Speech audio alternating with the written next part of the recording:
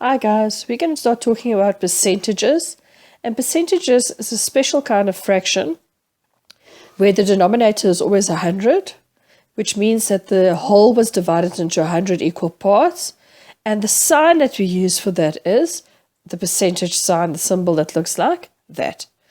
Okay, it's important to remember that percentage is just a fraction.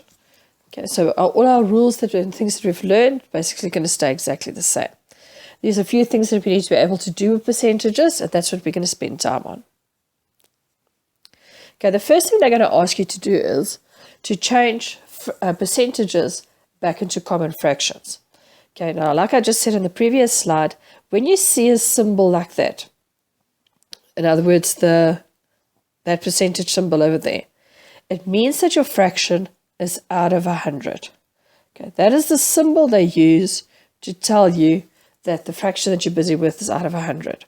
Okay, so when you have to write it as a common fraction, you're just going to write 7 over 100. Okay, in this case it was simple because it was already in its simplest form. The next one we're going to do, we are going to work with 10 over 100. So we're going to write 10 as a numerator because it's percentage. We know that our denominator is 100. This one, however, we cannot leave like this. The reason for that is that it's not in its simplest form. To make it in its simplest form, you're going to divide by the same number at the top and the bottom, and then your answer is going to be 1 over 10. That is in its simplest form, and now you are done. Okay, last example of that, so 75 over 100. Can't leave it like that because it's not in its simplest form. I'm going to divide by 25. And my answer is going to be 3 over 4. Okay, so that is the first thing you'll have to be able to do. You have to be able to change percentages into common fractions. Very important here that your final answer is in its simplest form. Your final answer is not in its simplest form. You will not receive any marks for this. Okay. The next thing you have to be able to do is change a common fraction into a percentage. Now, this you've done in the previous grades, and I'm quickly going to show you the method you used in the previous grades. You are still allowed to use that method, but in the next example we're going to do, you're going to see why that example is not going to work with all the work you're going to do this year. Okay, so the first thing you did was they always gave you a denominator that could be changed into 100. Otherwise, there was a multiple of 100. So you asked yourself, what can I do to 50 to make it 100? I can times it by 2. Whatever I do at the bottom, I have to do at the top. And then my answer is going to be 28 over 100. 28 over 100, you know, is 28%. Okay, so that's how you did it in the past. And if that is an option, you're still allowed to do it. But I'm going to ask you for today's worksheet to please use the method I'm going to show you now so you can practice it. Okay, the method you're going to use this year is you're going to change it to percentage by timesing it by 100. Because you're now in grade 7, because they know that you've learned how to times, they can do that. Okay, first thing that we said you do is you see what can divide in there. 50 divides into 50 once. 50 divides into 100 twice. 14 times 2 is 28. 1 times 1 is 1. And you can see that your answer is 28%, exactly the same as the way you worked it out at the top. Okay, the next example, however, shows you why you can't always use that method. Okay, now you cannot change 40 into 100. There's no possible way that you can do that. So you have to use the method that I've just showed you. So you're going to times it by 100 over 1. Now you're going to say what goes into 40 and into 100. Your answer is 20. So over here you are going to have 2 left, and over there you're going to have 5 left.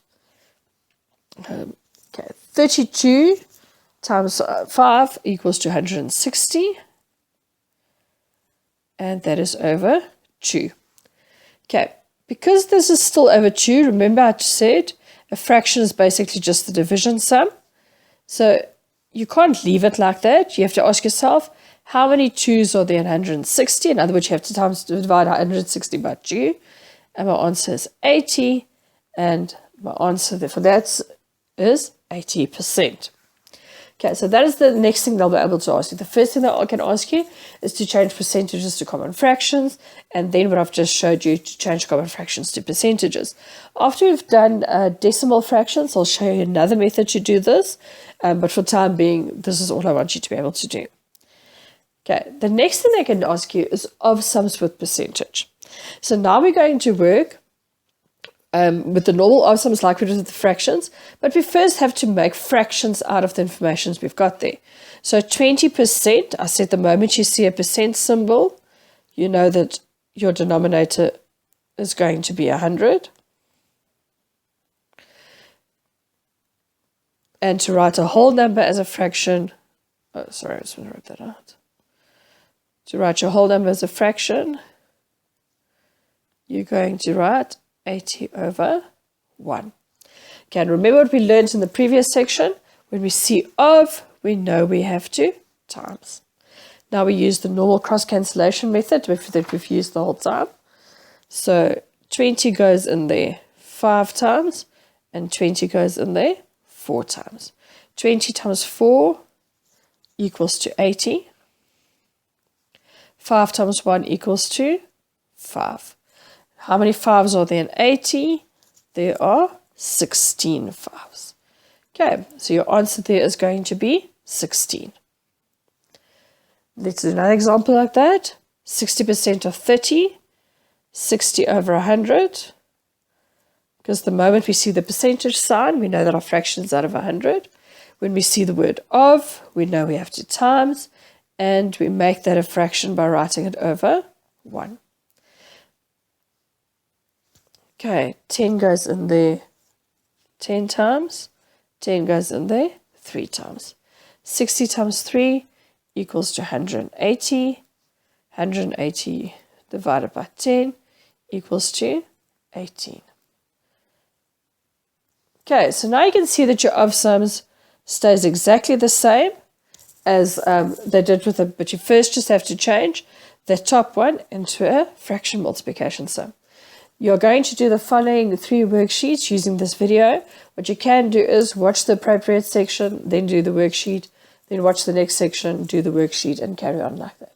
Thanks, guys.